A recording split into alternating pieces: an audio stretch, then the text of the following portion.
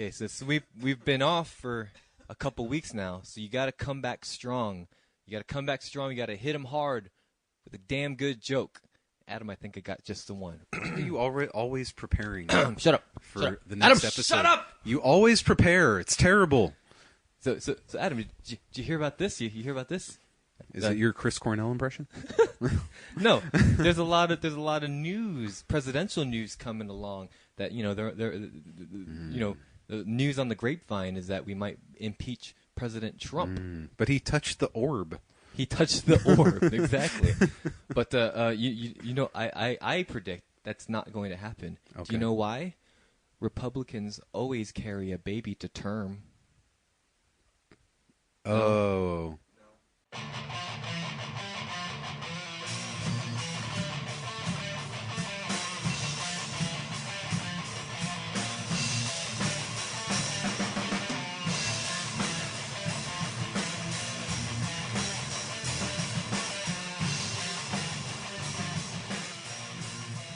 No. Okay. Nothing? No. Oh, damn. All right, well, then you come up with a joke. I was expecting something Abraham Lincoln-esque. Like we've never impeached a Republican because they get shot in the head first. Okay. That one was better. I don't know if that's not a joke so much. It's just more of a historical reference. That's just peering into the near future. An effeminate actor who doesn't like black people maybe will shoot Trump, right? There we go. There you go. I'm sure there's a few. For you, Jodie Foster. Do it, Jodie. Hey, everybody. Based on a book by back. Carl Sagan. Stop spoiling the jokes from the documentary. They're not jokes. These are actual documented life events. These are things that really happened. We will be bringing you guys the story of the story of the century. In like a week or two? Probably. I hope that it's ready. Okay. Because I've been cowering under my desk in terror trying to edit this thing. It's just like, I have to edit out so many times where Makilla dropped his pants. I mean, there's at least 60 times. We have at least 120 hours of footage of him dropping his pants. How much did you whittle that down? The documentary's only going to be like 18 to 19 minutes. That's a lot of editing to take out the pantsless parts. There's probably like maybe 5-10 minutes of Makilla talking, but there was like 7 hours of him talking on film that we just can't show because standards and practices. YouTube has guidelines. Yeah, YouTube. I mean, we're gonna get flagged for like extremely violent nudity. Extremely violent nudity. Yes, that's a new term. But we could put it on Pornhub probably. We can. It's probably gonna get lots of hits on probably Pornhub if you're into rotting bacon porn. But welcome back to the show, everybody. It's been a couple weeks. God damn. 2 weeks ago, Adam, you had a wedding you had to go to. Well, 2 weeks ago, I put my selfish needs ahead of the podcast, yes. Unfortunately, because my brother-in-law was getting married. We never thought it would happen. He married an actual lady. Remember 5 years ago when he still lived in the house with his parents, and then his parents had to move away from him? Yes. Because... away from him. They moved away, and he stayed in the house as it waited to get foreclosed on. Yes. And then he finally moved in with his uncle. But like at the very last minute. Now that was only 6 years ago, actually. And then 6 years later, he's getting married to a woman. A real lady. A real live woman. And she's a very nice lady. And she's very nice. Very, very cool, very funny. She's a Penguins fan. Oh. But, get out of this house. Can't hold that against her. Her whole family is weirdly into only Pittsburgh teams. The Steelers. Including Penn State. Penn State. They're Penn State fans. Who's a Penn State fan? That child molester? The child molester, yeah. What's his name again? Like they're Jerry Sandusky. Jerry Sandusky. Raping children in a gym bathroom yes. in Penn State while the whole team knew about it. But anyway. But that's besides the point. Did you have a good time 2 weeks ago? We did. My daughter dressed in her Flower Girl costume, and she ran around, and it was adorable. I don't think I saw a picture of that. Well, they haven't released the photos yet. Oh, okay. Because they're still, Because TMZ still has them? Right. They're still checking for standards and decency practices or whatever it is. Nudity. Violent nudity.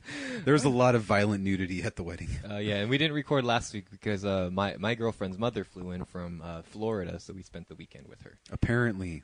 Leaving me to be with my family. Rotting alone. For an entire holiday 4-day weekend. Ugh. You know what else wasn't open during those 4 days? My child's daycare. Oh, no. So guess who had to spend all their time with me? Oh, God, no. My child. On Friday? On Friday. Oh, no. And Saturday. And Sunday. And Monday. I should have just taken you to the beach with us and left her here. Probably. The dogs are... Perhaps the suicidal thoughts would have been less. A little bit less. Well, I'm sorry you had a really shitty last weekend. My know. last weekend was really good. Well, and then I went to the Cubs games. Oh, no. The Cubs have been in town all weekend. And that's been great. We're recording this on Wednesday the 31st. Adam's been to the last two Cubs games over here in San Diego. Sure did. Oh. And they were winning for the first 2 innings. And then all of a sudden, everything fell to shit. And then they decided to not get any hits the rest of the games and lose. Not only did they lose twice to the Padres the last 2 days, but they lost 3 games to the Dodgers 3 games before that. Yeah, after winning 7 out of 9. I saw the latter half of the Dodger game on Saturday at the restaurant. Must have been exciting. It was... Oh, no, it was sad. Yeah, there was nothing exciting to be had. I think the Dodgers scored 4 in like the 5th or 6th inning or something and Who held knows? that lead. Who knows? Ugh. They were wearing their camouflage gear. It was camouflaged weekend for because the entire of Memorial Day. For the entire Memorial's Day, and then they had butt ugly uniforms. I have to say. Yeah, and then I was thinking last night, like, okay, we're out of the camouflage gear. We're back to our normal look. Yes. Maybe things will turn around. Yes. And for a moment, we had a 1-0 lead, but then it was quickly 2-1, and then it was 2-2. We're talking baseball. And then it was 4-2, and then it was 6-2. Oh. And that was pretty much it. 6-2. So. Well, it looks like I'm winning a point in their betting special. We're not even at the 1/3 mark of the season. Yeah, I know. Today is the 1/3 mark. Oh, is it? Yes. Turn it around, Bears. Cubs. No, we're gonna graduate to Big Bears Bulls. now. Bulls and Bears and Cubs and Blackhawks. Blackhawks. And Chicago Fire. Ooh, of the MLS. Fire. Good pull. Whoever the WNBA team is, the Chicago Does Sparks. have a WNBA? I don't know. Yes, they do. Oh, okay. I think they're the Wolves or something like that. Oh. Very feminine. But we have a lot to discuss this week. We're not going to do a full track-by-track review of Paramore like we were going to do 2 weeks ago. We're not? Nor are we going to do a full track-by-track review of Linkin Park like we were planning last week. Instead, we're just going to kind of condense those reviews and talk in broad terms about them. We'll do that a little bit later, but we have some stuff to talk about. Some sort of big news. We're going to do a couple of album announcements. Some really big news in the music world that unfortunately occurred. Was it 2 weeks ago? 1 week ago? Almost 2 weeks ago. 2 weeks ago? Yeah. On Thursday. Pretty big news. Yeah, we're recording this in the middle of the week, which is really weird for us. Because we're going to the Cubs-Padres game. We're going to leave after we're done with you people. Yeah. And maybe go watch them win. For once. Maybe. I have seen the Cubs win 100% of the time. I know. You've been good luck in the past. Let's keep that streak going. I hadn't seen the Cubs lose since 2009. Oh. But I also went from 2009. Well, I saw a couple games at Wrigley in between that. But yeah, I hadn't seen them lose since 2009 against the Padres. I'm gonna keep. I plan on keeping my 100% win streak. We'll see. Arrieta's pitching today. Oh no, that's good. Bring back Chapman.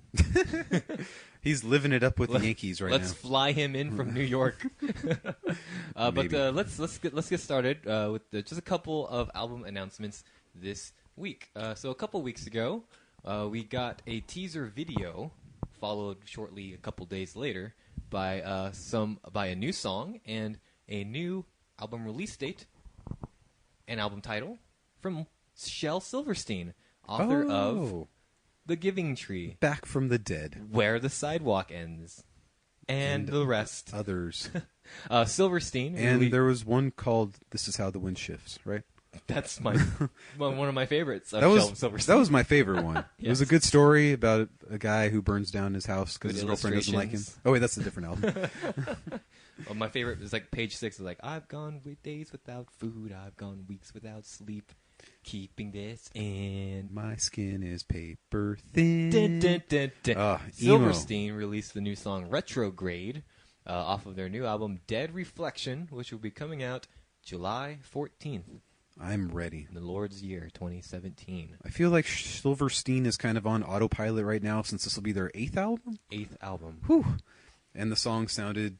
It sounded very Silverstein. Like a Silverstein song. Yep. And they're just getting older and fatter. And Shane's getting really fat. Luckily, they don't have any children to get in the way of their band process. That's because Shane has alcohol problems. That's because that he doesn't want to admit to. They're Canadian and no one will take them. They have free health care. They can get treated for addiction issues. Have you heard the people that Rick talks about up in Toronto? Yes, I was actually just have my headphones on. I was just listening to Rick's show. They are always crazy. They are always in his way. Yeah. And they are always crazy. And they're always on Tumblr. And they're blocking down the streets that Rick needs to go on to his job. Move to the side. Let the bikers pass. Let the man with a beard and a thing in his penis go.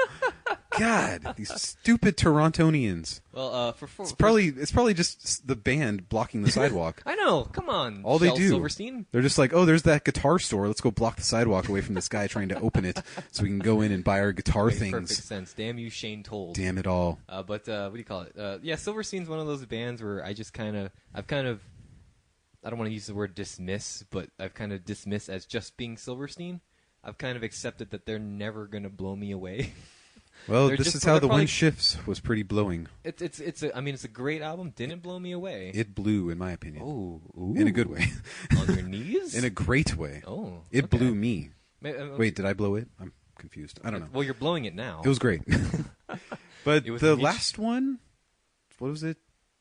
Touch Me in Everywhere and... What? I don't remember. Yeah, it was a long name. I Am Alive in Everything I Touch. Ah, yes. Oh man. Yeah, that was. That was good. It was an 8 out of 12. It was a Silverstein album. It was Silverstein. I mean, as good as some of them are, because they seem to go on this great album, okay album, great album, okay album kind of streak. So this is another great one. This is gonna be the great one. So I'm looking forward to Dead Reflection, but I'm not. I'm expecting it to be a Silverstein album. Yes. Let's see what else we got here.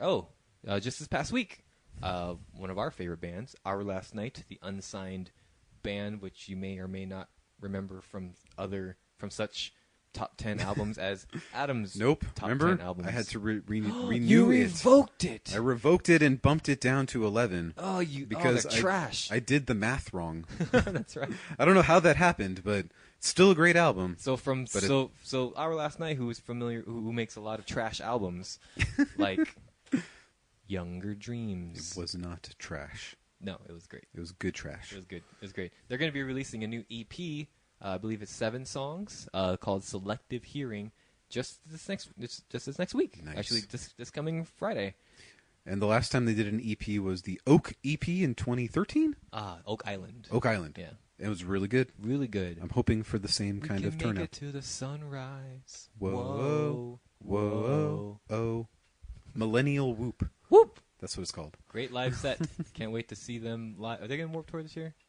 I think so. Cool. They were there in 2015, so I have a feeling they're back. We're going to confirm for 100% that they are on Warped Tour. I think we asked to interview them, so okay, they should be there. They will definitively be there, and we will definitively talk to them. Yes. I'm calling it here. And ask them if they're on Warped Tour this year. In the flesh. Do you guys know if Our Last Night is playing Warped Tour this year? We're not sure. So, all right, sad so news. Big news. We wanted to talk at length about this because it's tragic, it's important, and this man is responsible for one of the biggest music, taking part in one of the biggest music shifts in recent memory, and that's because the grunge movement. I think he was the greatest singer of all time. Adam has gone on record and stated that. And of course, I had to go and do a top 100 retrospective and remind myself of all the greatness. Luckily, I listened to all of those because I hadn't listened to those albums for a while because I definitely overplayed them, I realized, throughout my 20s. Right. From about 22 to 29, I listened to, several Chris Cornell related albums. Some were great, and some, ooh, man. Yeah, but I mean, not just like with all the artists that we like today, who are alive. Not all of them are gonna knock you out of the park, but the mark of a great singer is that, and a great songwriter is that they do write songs that stick with you for the rest of your life. Forever and ever. So when I like re-listened to Bad Motorfinger, and I was like, "Ooh, this is so good!" And literally, Mike was able to get me the remastered version of Bad Motorfinger because the one I had was all skipped, and I re-listened to it, and I was just like, "Oh man!" The closing track on that album is called New World Order. No, New Damage, and like my version has been skipped for so long, I kind of forgot how powerful that song is. Yeah. Until I re-listened to it, I was like, "Oh man, this is so great! I can't wait for other people to listen to this album that all three of you guys I'm influencing through the podcast to be like, oh man, yeah, Bad Motorfinger is a great album." And then literally like 2 weeks later, he was gone. Yeah, I got to work and I opened up my Yahoo homepage, and it's just like 6:55 in the morning. Chris Cornell is dead. Yeah, and it's what? Such a weird. Especially because you both of us were just talking about him not too long ago, and then we get the news. How old was he when he died? 40? 52. No, 52, that's right. Such a young age, and of course at that age you have to suspect foul play. Foul play. Because then you're reading it and you're like, oh, he had just finished his Soundgarden set like an hour before, and you're like, wait a minute, who goes and kills themselves? Or sorry, who dies of natural causes after their set? Right. Oh, I'm sure it was like just a heart attack or something of natural causes, or he did a lot of drugs back in the day, so maybe his body was just like, okay, I give up. Done. But usually. You hear people getting sicker and sicker, and then they kind of disappear for a while, and then it's this came out of nowhere. And then you're like, oh, but he played a show, and Even he was healthy, and everybody said he sounded great at the show. Yeah, even not too long ago, we got it was like a couple months ago. He released a new song. Yeah, and then there was also he was on the Jimmy Kimmel show. Audioslave was going to do an anti-Trump thing. That was. December, January, something like that, like an anti-inauguration kind of concert or something. Yeah, maybe it was February. Whatever. We're like, oh, good, my least favorite Chris Cornell incarnation is reuniting, and I was just like poo-pooing it. Yeah. But then, so he died, and then you find out several hours later, like, oh, they confirmed it was a suicide, and you're just like, what the fuck? Why? How? I mean, at that age, you have to suspect it's either an accidental overdose or. Yes. I was hoping for the classic vodka and Xanax, and just be like, oh, it was an accidental mixing of things that shouldn't be mixed because he's not able to sleep like most people in their 50s when they're like up and amped all the time, and you're like, oh, he's just trying to fall asleep, and then he accidentally falls asleep forever. And then you're like, oh, suicide? What? This doesn't even make any sense. Usually when people are depressed and suicidal, it's like they retreat into their own little cave for a long time, and then their friends get worried for them, and then you find out like with the Richard Simmons thing, why has nobody heard from Richard Simmons in 3 years? Guys, I'm okay. I'm just here. I'm just taking a break for a while. I'm old. But no, he had just played a show, and like, who? Oh man, it doesn't make any sense. And then you start to relive everything that you like went through during the times that his music was so important to your life, and not just important to your life in general. Like he was important. Him and his band and other similar bands were important to the rock and roll movement in the early 90s. Yes, they moved rock from like the glam hair metal to like kind of a darker, kind of more grounded grunge movement, and that changed rock and roll. It changed music. And when I've seen him live, granted, he doesn't present as somebody who's like super down and depressed. He's always like, that's the lead singer syndrome, man. I know. I mean, he's on stage. Why wouldn't he be? But nobody else could connect with an audience the way that he did, because he would like get down to the audience's level. He would make eye contact with everybody in the crowd, and you're just like, oh man, like number of lives saved, 9 trillion plus. So many. And when I first saw him was in 2003, the day of the Iraq War beginning, March 17th, when he was with Audioslave. Had never seen him prior to that because I didn't have money to go to shows. Yeah, I couldn't afford the $400 tickets. And yes, and then like all of this like just connection with the crowd moved me in such a way that I'd never been moved. And then I went back to work the following morning, and like I had like my entire group of coworkers like all came to my cubicle and listen to me talk about this show. Oh, And were like, wow. they were entranced by my story. I seriously had like 10 people sitting around me just listening to me talk about how beautiful Chris Cornell was. Because even back like in 2003, like Audioslave was one of the biggest bands in the mainstream. I believe so, because there was so much hype around them. Yeah. Because like Soundgarden had been so big, and Rage Against the Garden, baby. Rage Against the Machine had been so big, and like, what is this new album going to sound like? And then it was like, okay. Sorry. And this was before Like a Stone had really taken off, because I think that was a big hit That was single a for monster them. hit. But when I saw them like right after the album came out, because I think it came out in March of that year, so it had only been out for a week or two when I went to see them, and so like Cochise was not a great song, but it was like the hit single. Everyone loved it. Yeah. And then when I heard Like a Stone, I was like, yes, this is perfect. And then it got overplayed for days and days. But it was still good. So yeah, I remember like how did I draw a crowd to my cubicle? Because I was 22 years old. A rock star. Dude. Right. I was 22 years old. And all I did was tell this story about the show, and everybody was just like hanging on my every word. And I'm like, oh man. And I don't know, it was crazy.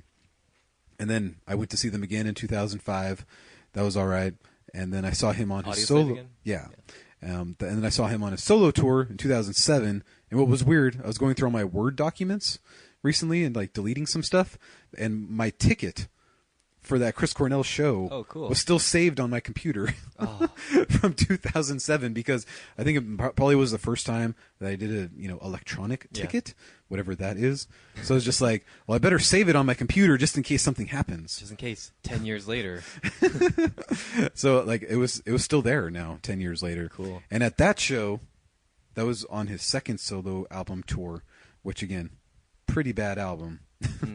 But I was right there in front. He played all the hits, right? He ended with Slaves and Bulldozers, and he gave high fives to everybody, well, all of us in the front, including me.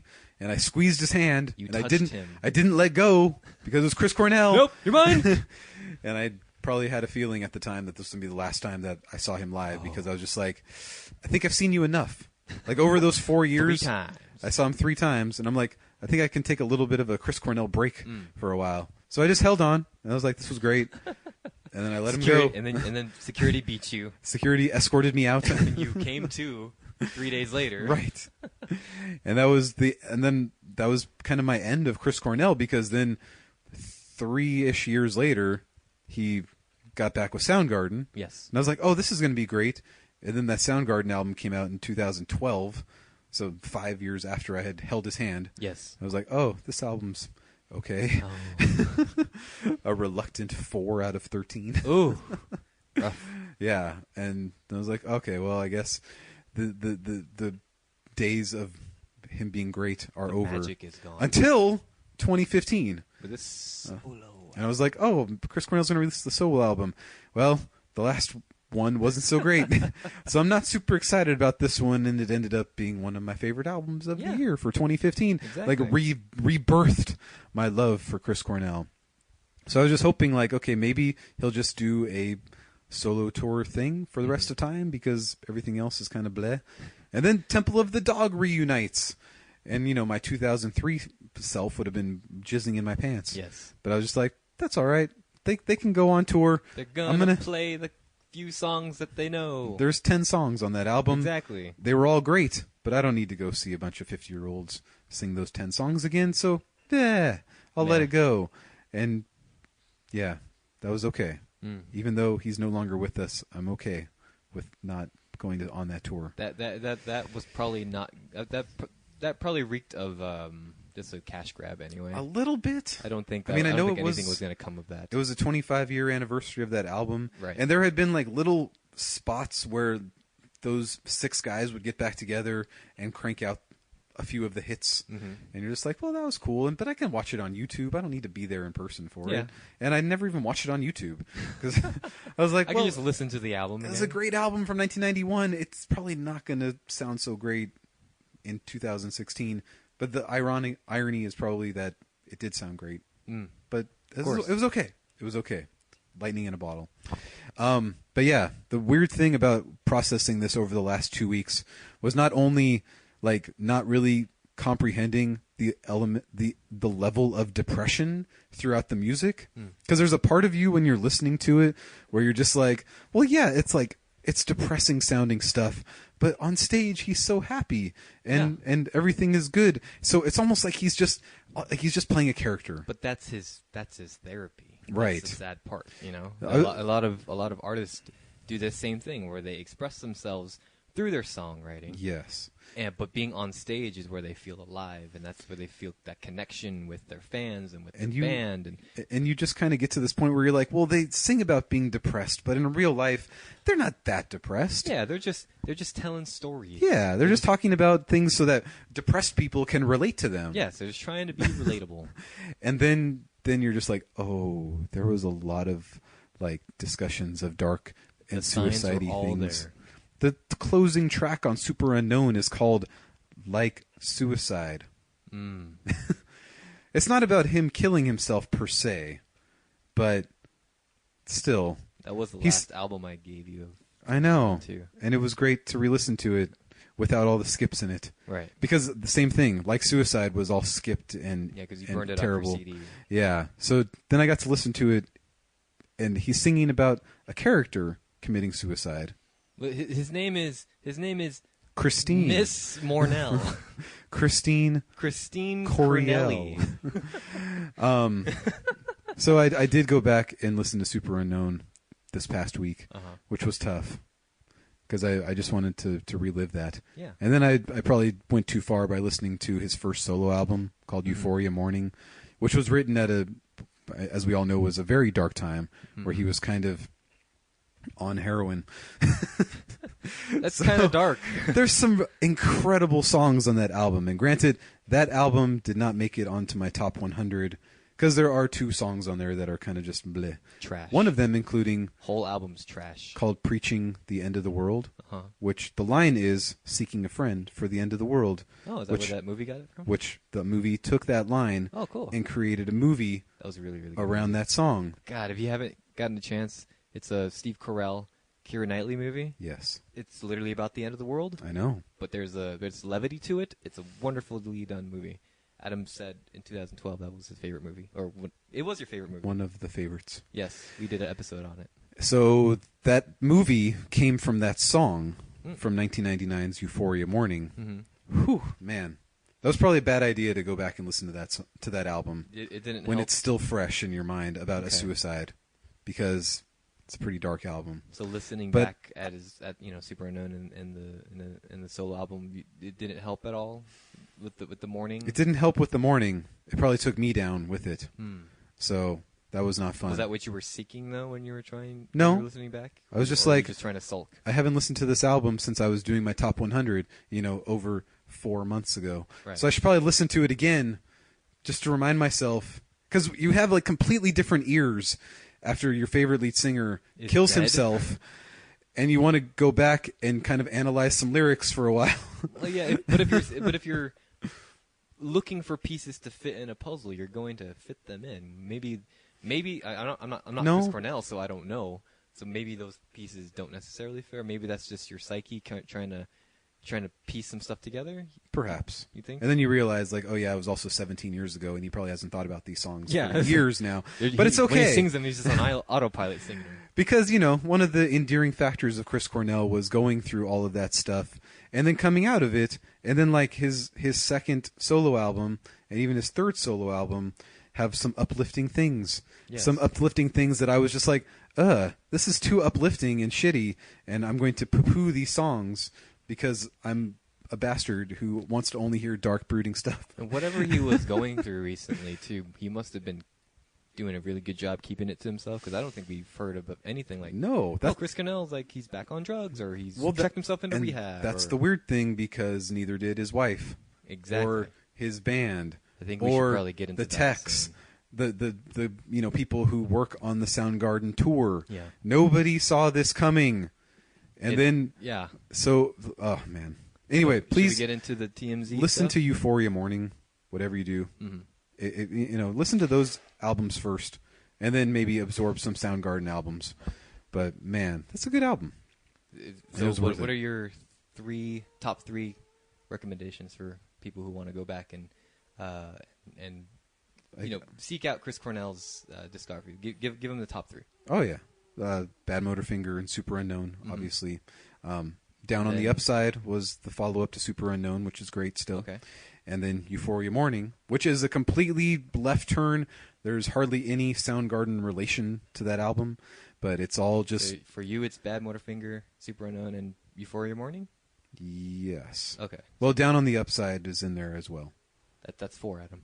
Well, then put Euphoria Morning as number 3. God damn it. And a soft 4 is... I'm just saying, in terms of my favorite albums, Okay. it goes in that order. Okay. But now that he's dead, listen to Euphoria Morning, and it'll make some sense. Okay. And it's still a great album. All right. So I think it's also important for us, if you don't know, we're gonna go through some of the details of some of the details of what happened. Yes. Some of the stuff that were released. Vicky Cornell, his wife, shared with TMZ and probably other sources, which TMZ probably took it from. And you know what? Some of the last conversations that she had with Chris. There's some love songs there between 2003 and 2015 about his wife. It's kind of sad. Oh. Anyway. And she's never heard them. Let's see. So TMZ talked to Vicky Cornell, and she said her last conversation with him reminded her of an earlier time when he was abusing prescription medication. Vicky was at the couple's home. This is different than the initial accounts that she said a week prior, which was, "We saw nothing coming.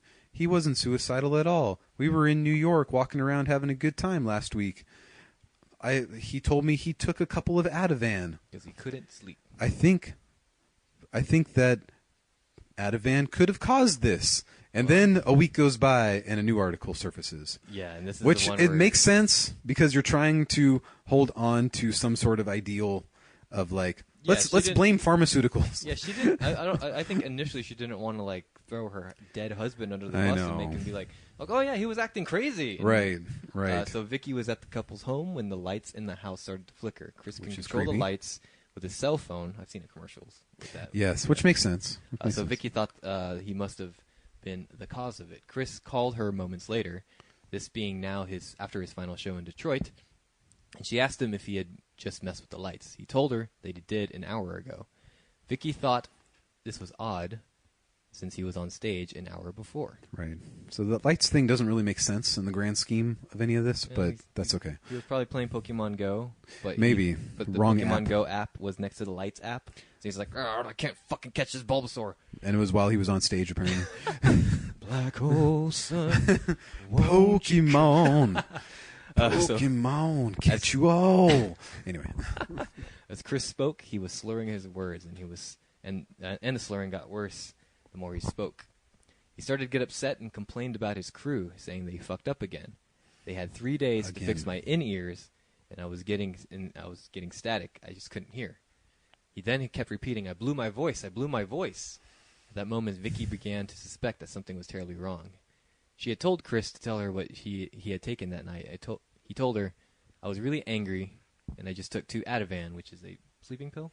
No, it's an anti-anxiety medication. Yeah, okay. Some people take it because they think it will make them sleep, but doctors really hesitate people to take it for sleep. Okay. Same with... It's a really powerful...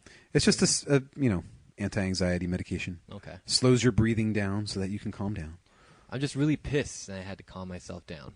Vicky then told him he didn't sound like 2 Ativan was all he took. Because this is a guy who, was a hardcore opiate, heroin and oxycodone and all those kind of things. That's what he was addicted to back then. That was in his past, and he'd been clean apparently since 2003. That we know of. She again urged him to tell her what he had taken. She said, "You need to tell me what you took.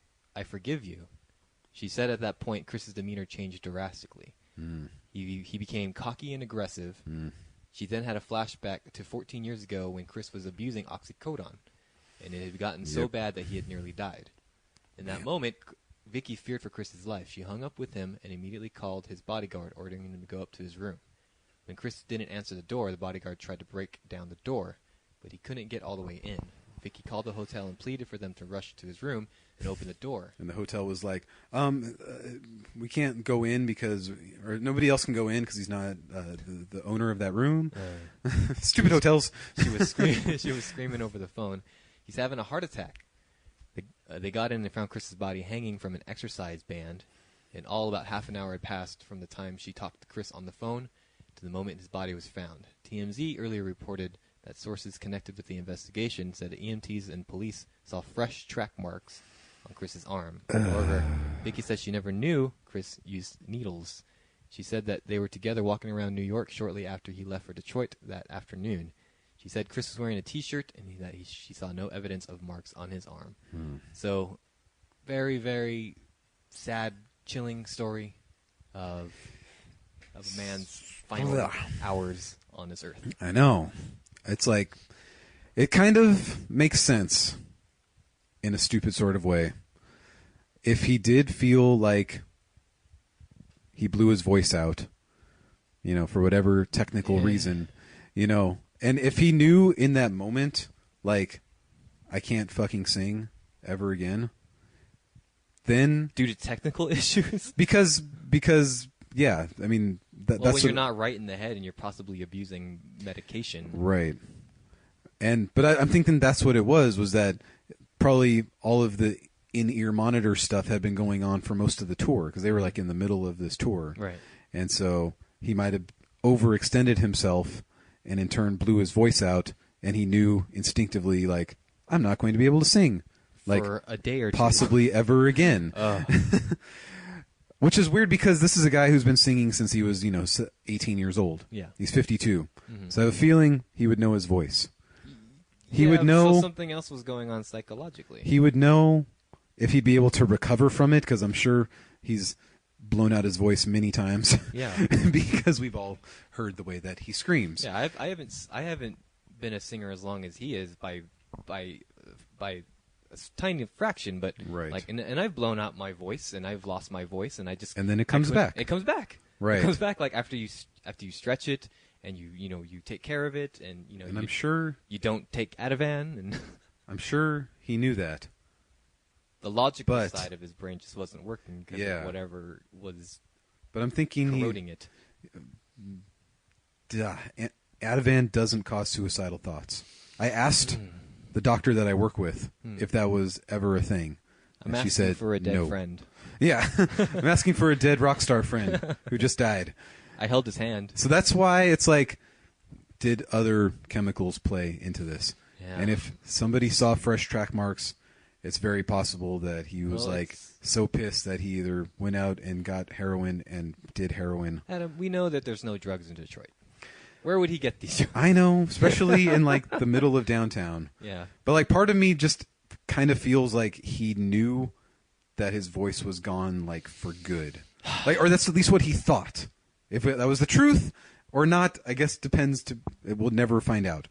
But part of me feels like that was what he was thinking, was that my career is done. Well, I think, and if I can't sing, then there's no point in living. So I'm just going to go do some heroin and hang myself. I think inevitably, though, like maybe in a month or two, when the autopsy reports are ready, we're gonna unfortunately find out that there was more in his system than just Ativan. Probably heroin.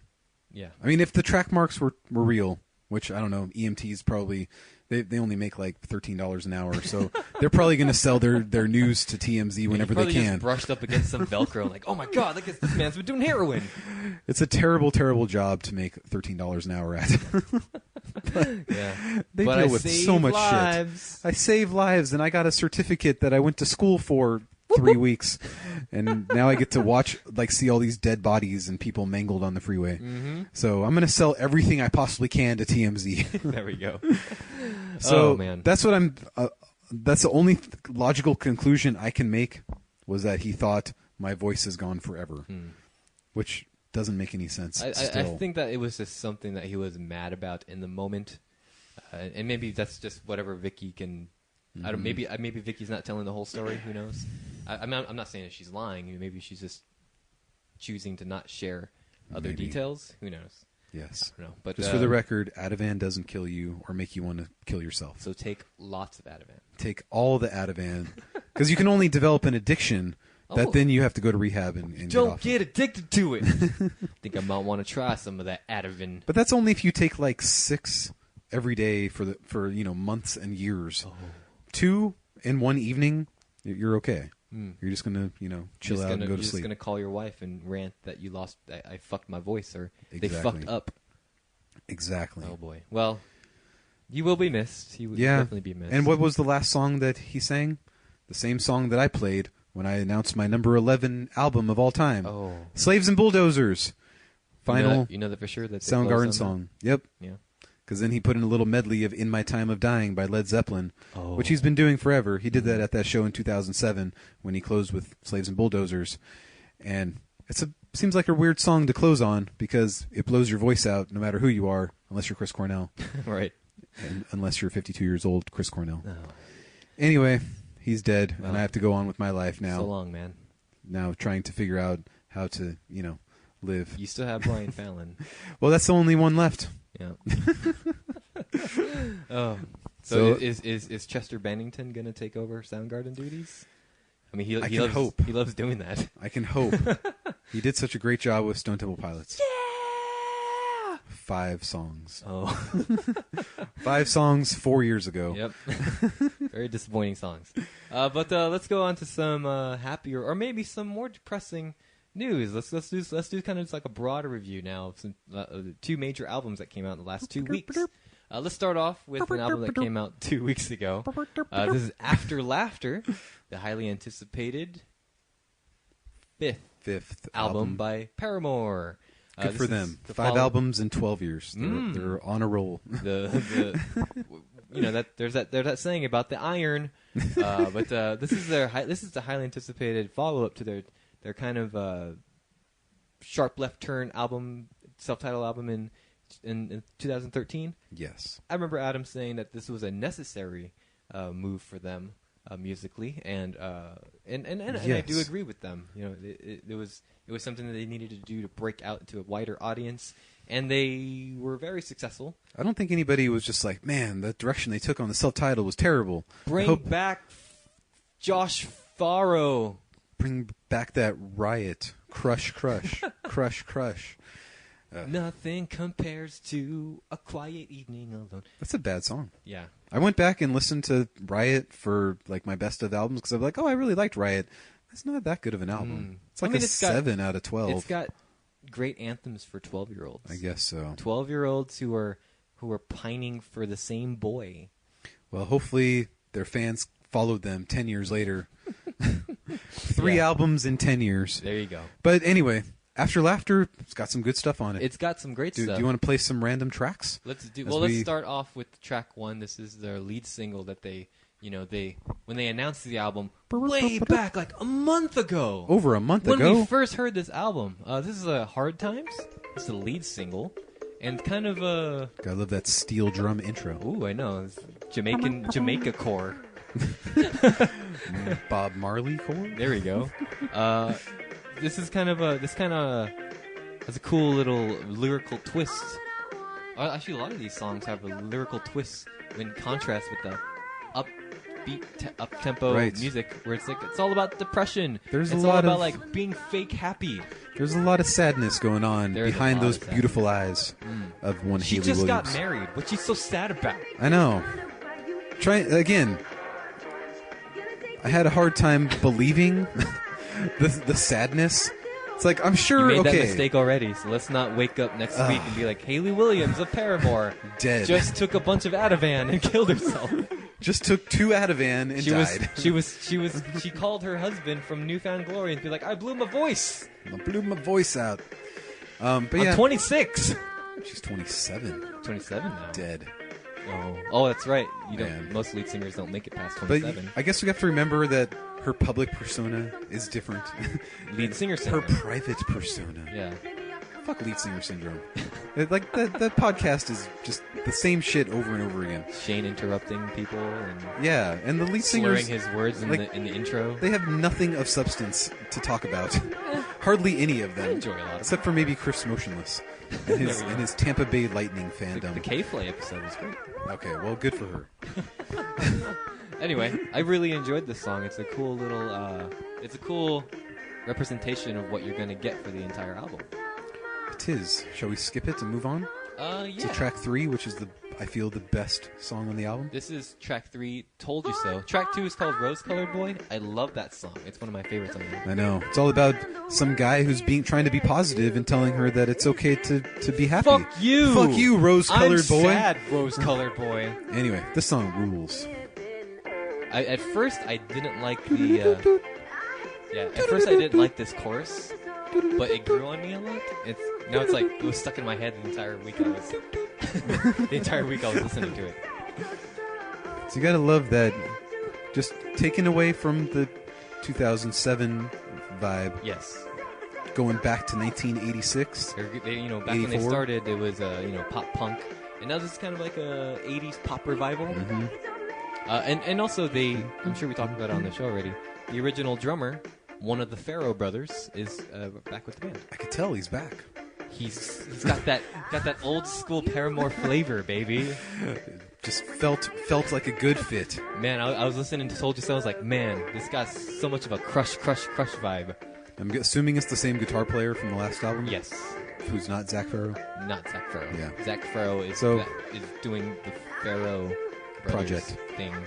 So I think he brings the 80s vibe a lot more. I'm assuming he's also the keyboard element, one of synthesizer element. One of the axe players is. I don't think I have a permanent bassist yet. So. No, because that was the only guy who had been there the whole time, and then he left 2015-ish. Yeah. Which I can be like, okay, well, there's why she was so sad. Because all of her band left, and she's the only one carrying on. That's right, yeah. I think not the rhythm guitarist. He wasn't there the whole time either. I thought there was only 4 of them. I don't remember. I like this song a lot. The song is Tis great, great. too. Another song I really liked a lot was track 5, Fake Happy. Oh, yes. We just briefly talked about it. I love this cool little intro, this little interlude here. So this song is very Bring Me the Horizon, That's the Spirit. People just look, we're all having a good time. Why don't you have a good time too? Just listen to some happy music. It's so easy. You're Haley Williams. You're Haley Williams, baby. So yeah, this is kind of a scathing, kind of pessimistic song about how most people aren't really happy. They just put on a face in public to try to just make it through the day. There you go. We're all like that. I attributed it to her being like at one of her Paramore shows. And having to be fake happy when she's like so sad about being hot and 26 and all. But then she's like, and when everybody's like, but everybody's so happy to see you here at your show.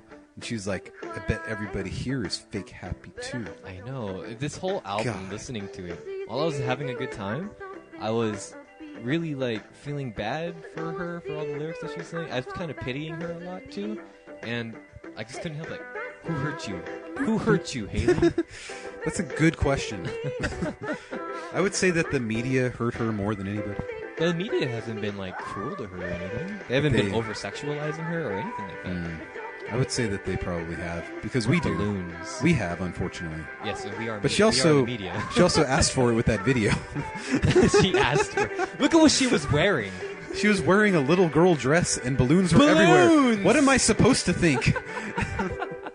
She asked for it. And the skin-tight leotard in 2007. I mean, I know it was 10 years ago. Yeah. Anyway. She was 16 years old. I'm going to go with 17. That's okay. That's almost... That's close enough. But at the time, I was 27. Yeah. Feeling that way about a 17-year-old girl. Yes. Very confused. Very confused. But now everything's okay and kosher. Because she's a sad 27-year-old? Yes. But this song's great. This song is great. Another hit. Is there anything else you wanted to highlight? How about our good friend in track 11? Our new friend. Our new friend from Me Without You. This song fucking rules. This is the only Paramore song that they've ever written that does not feature Haley Williams. It features guest vocalist, that guy from Me Without You. I forgot to look up his name, but one of my new favorite vocalists of all time now. Yeah, what a cool fucking idea to invite this dude in. I know. I'm sure let him riff on a track. I'm sure all the Paramore fans had no idea that she was on 2 tracks on 10 Stories. Yeah. Which, again, I listened to that album with all the lyrics, and I still feel like it made less sense after reading the lyrics. But it's still a great album. And it's so cool that we just got done listening to two of Me Without You's most popular albums. And then this song comes along. I'm like, oh, this is so. It's like this was awesome. Just for us. And I'm sure all the Paramore fans were just like, what the hell's going on in this track? Haley sounds weird. Maybe. And so bring this dude back. And listening to her on 10 Stories, she's really buried. Like, you barely tell that she's in it. But luckily when I was reading the lyrics, like they put in the title featuring Hayley Williams, and I was like, oh yeah, there she is. Okay, cool. So I guess that was a good thing to not over-Paramore-ize. And even musically, too, this song is very different than anything on this album, and mostly anything on the last album, too. It's just it doesn't feel like a Paramore song at all. Yeah. It just seems like something that's just a little out of place. So it's a little jarring at that, but it's a cool song. But I felt coming out of Idol Worship, which is track 10, right? Yes. I feel like that was one of the strongest songs on the album, too. This album has really good moments in the beginning, middle, and end. It's a strong album throughout. It's paced really well as well, and then you get this cool little flavor with the Me Without You right here at track 11, and the album ends pretty decently with track 12, Tell Me How. Not a fan of that song. You don't like that one? Not a fan of a few other songs on this album. Can you remember what your score was? Well, I had listened to it last week, and I'd given it a 9 out of 12. Okay. But then I listened to it yesterday, and I gave it a 6 out of 12. Ooh. So I don't know why I came up so different. So you're still a little mixed on this. Yeah. One. Okay. So maybe I didn't give it enough attention yesterday. Okay. But still, this song's great.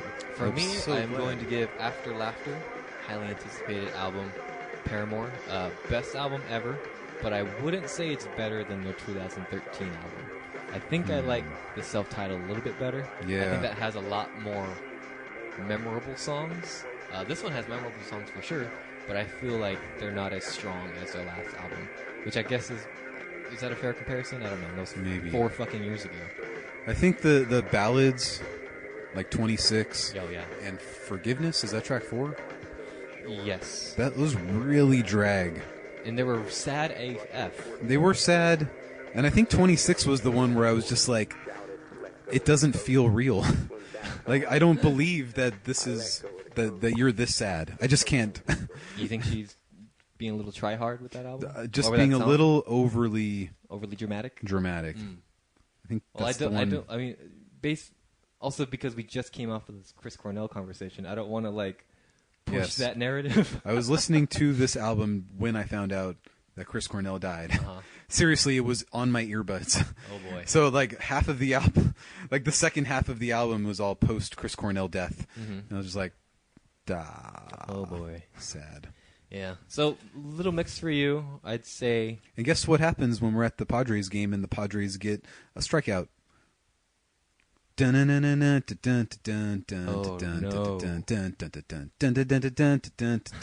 I said, hey, too soon. That just happened. Anyway, that's what we'll hear today, because the Cubs will strike out a lot. Oh no. They struck out a lot the last 2 days.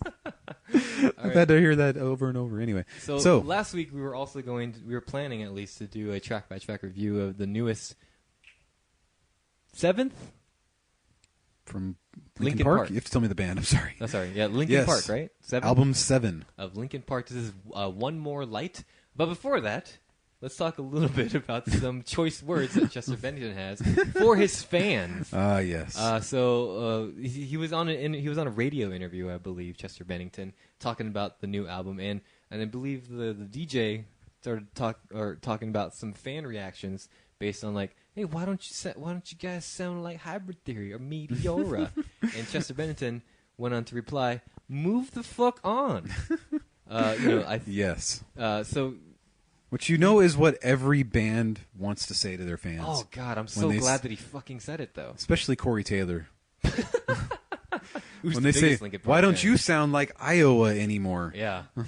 Move the fuck on, I'm going to spit on you, fucking maggots. Oh, he's so great to his fans. He's a good man. So let's see. So he followed that up with, I guess, sort of an apology. And I think my response was, cool, fuck them. We don't want them as fans anyway. Right? Which was awesome. Yes. Yes, I agree. Those albums were not good. They were fine for the time. Mike likes them because he was a kid in those years. Yes, but, nostalgia oh, man. porn, baby. By now, if people don't know that we can throw a curveball, then fuck them. But if you're going to be the person who says, like, they made a marketing decision to make this kind of record to make money, then you can fucking meet me outside, and I will punch you in your fucking mouth. I love this. Because that is wrong fucking answer. This is 2001 Chester Bennington anger Let coming it all out. out, baby. He adds that he takes these accusations personally. When you make it personal, like a personal attack against who you are as people, like, dude, shut up. That means I can actually have feelings about it. And most of the time, my feelings are, I want to kill you. I love this interview. Wow. It's so great. This is great because they totally just caught him at a bad moment. Oh yeah. Where he had never like answered a question like this before. Oh, you know, for the That's last interesting, like, right? 5 albums, they've been inundated constantly, like, oh, what's with the new sound? Why don't you sound like Hybrid Theory? Remember Crawling? Because like, what was their 4th album? 1,000 Suns. Which came out in what 2006 or something like that, 2007. Like they've probably been hearing it ever since then for 10 years now, and now they're just like, well, we really took a left turn on this album, so fuck you if you don't like it. I don't care. We don't need you. I've made enough money with my STP gig. So but a few days after this interview, got him in a little bit of trouble, I guess. So people just then like, well, you should be great. Well, Corey Taylor of Slipknot, Corey Taylor to the rescue, decided to share his thoughts, and he reminded Chester Bennington to be grateful for his fans. Yes. Bennington seems to have agreed with him, and he tweeted, it's time for him to recalibrate, all his whole thought process and everything. So, yes. Oh, thank you, Corey Taylor. You've saved another life. I understand his frustration, but at the same time, it's like, why do you get so mad at your left foot because your right foot is doing pretty good?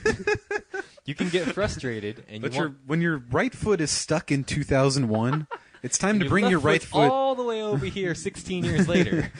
It's time to bring the two together so that you can take 2 steps forward and not just one. You can get frustrated, but you want people to embrace the evolution. But at the same time, man, you should probably be very fortunate that people this long along the line still love the music that you made. But it doesn't sound like these people like the music that he made. That's a weird analogy, right? It's not. Because these people are mad because they're not Linkin Park from 16 years ago. Right.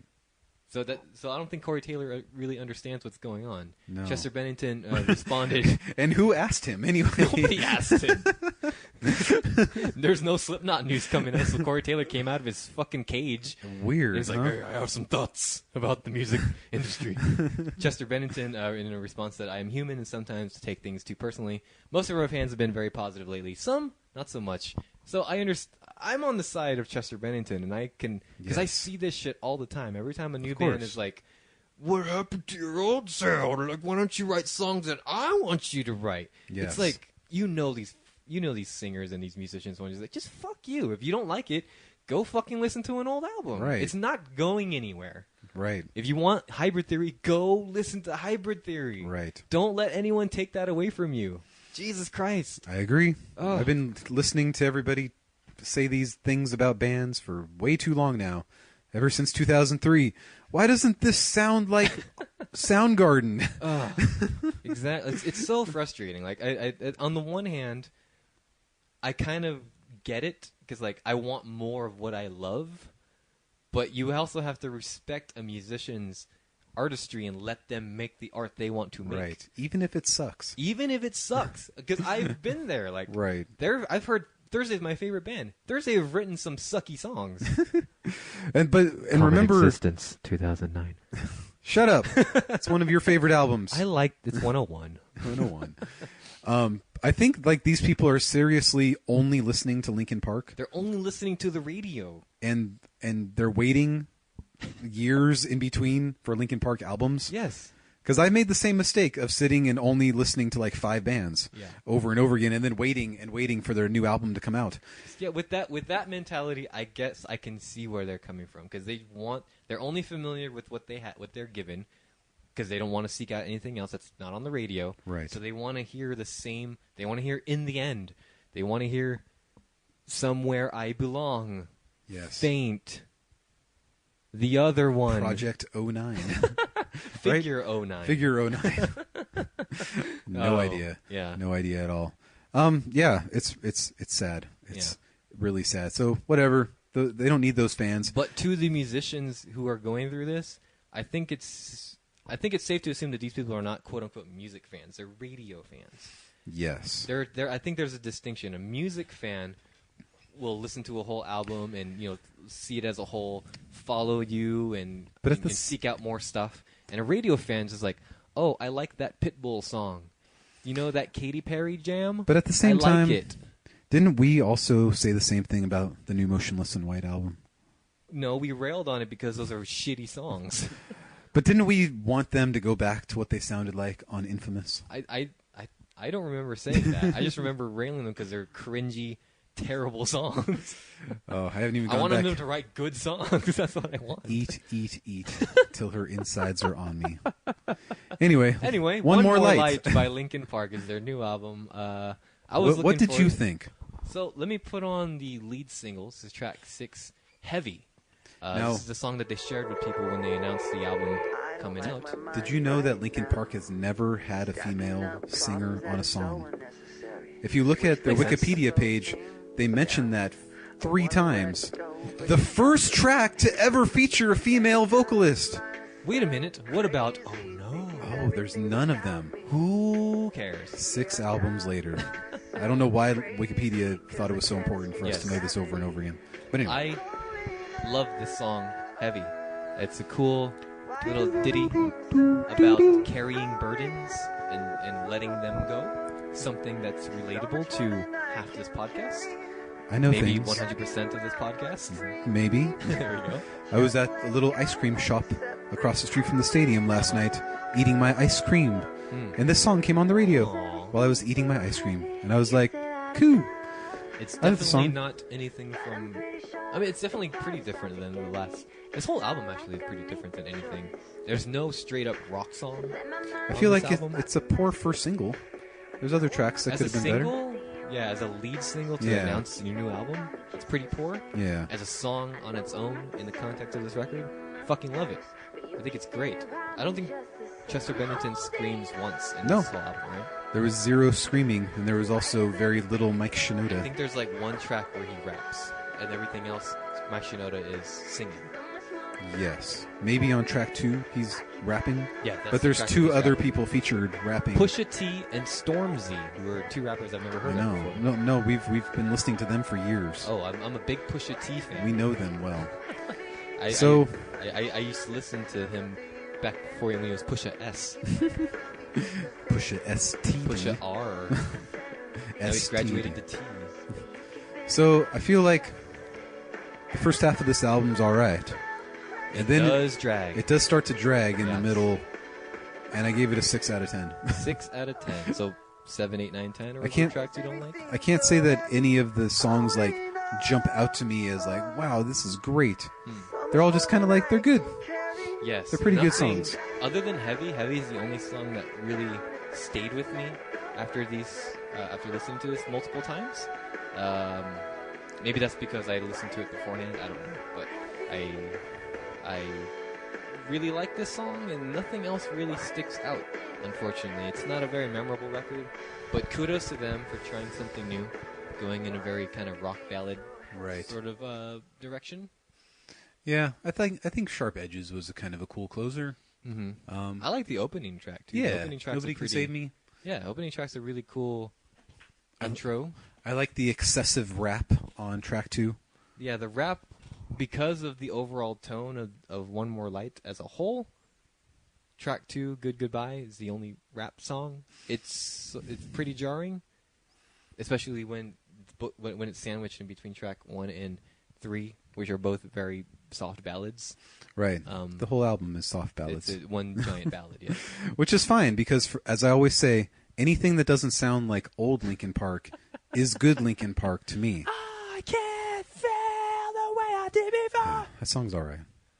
I won't be ignored. And I'll punch you in the face if you don't like my albums anymore. Makes me wanna fucking kill you. But then, we didn't share that 2 days later he retracted his statement. Oh, yes. It was like, I guess I gotta hold myself back. Oh, no. Corey Taylor's right, everybody. No, his Warner Brothers made him make that apology. He didn't want to say that. Are they still on Warner Brothers at this point in their Yeah. career? Wow, that's sad. That's how you get on the Transformers soundtrack every 2 years. Well, good for them. Everything is so heavy on the Transformers soundtrack. Yes. So good for them for changing themselves up a little 6 bit. out of 10 for you. So Yeah. kind of similar to the Paramore album. You're still a little mixed on both of these albums. I'll get my final scores by the end of the year. Okay. But for now, yeah, kind of middle of the road for both of For them. me, because it wasn't a very memorable album, I'm giving it the worst album ever. Okay. I really, really like Heavy. I think it's one of the strongest songs I've listened to this first part of the year. It's good to eat ice cream and listen to. Was the ice cream heavy? No, what was weird was that they gave me my ice cream, and then I started talking to this elderly man who had a Cubs shirt on. Oh. And then I was like, I want to stop talking to you because you're like spitting at me. So I walked out of the store with my ice cream without paying. Whoa, really?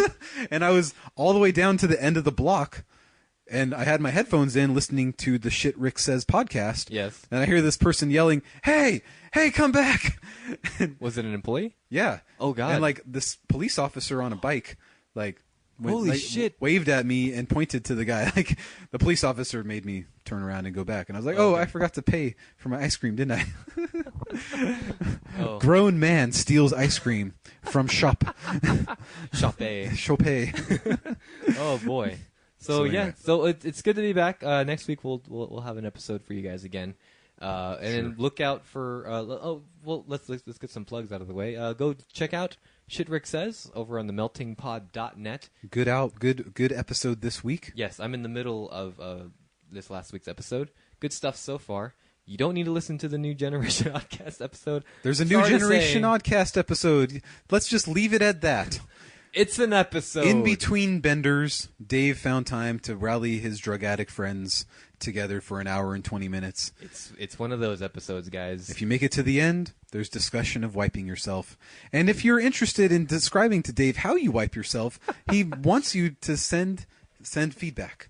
So I thought about doing it just to let him know how it goes. Okay, well, I made it 15 minutes into the episode, and I said, nope, not for me. It's not for some, but it is for most. No, I'm not gonna condone that. But you can check us out if you haven't already. Like us over on Facebook, facebook.com/skinny with Mike and Adam. Follow us on Twitter at SkinnyPod. Please subscribe to us on YouTube at the Skinny Official. We're going to be having a documentary coming out very soon. And then if you have some time, and if you have $0.00, you can go check out Drive By Curious, DRIVEBY curious.bandcamp.com, and check out some music that's on there that you can pay whatever you want, or you can pay nothing. OBO. OBO. Or best offer. Or best offer, yes. $0 or best Actually, offer. the minimum you can pay is $1. So if you want to give those musical geniuses some money, you can give $1 or you can give nothing. And all I can say to the Generation Oddcast people is they spend a lot of money on drugs and a lot of money on beer. So why not kick Drive By Curious a couple bucks? Yeah. I mean, you don't need that much beer. That music is a drug. It is. To it. It's a real drug. Let's see. Am I forgetting anything else? And check out our friends at themeltingpod.net, of course. Subscribe to us on iTunes if you can. I went back and I went to our iTunes page and saw that the last review was January of this year by one Mike is on fire. No idea who he is. Oh. The title of the review is A Totally Unbiased Review. So if you guys have a minute and you guys want to help us out in a really big way, you can please write us a review, an honest review. Just let us know what you think. Star us however you feel like we deserve over on iTunes. That will help give us some visibility on iTunes. And yeah, stay tuned. Actually, we should have an episode next week. Do it. Yeah. We could do another episode on Saturday if you want to. We could do that too. Might as well. Put one in the bank. Yeah. All right, guys. So for my co-host Adam, I am your co-host Mike. And like we say every week on The Skinny with Mike and Adam, forks and knives need not apply. Or should I come up with a new one?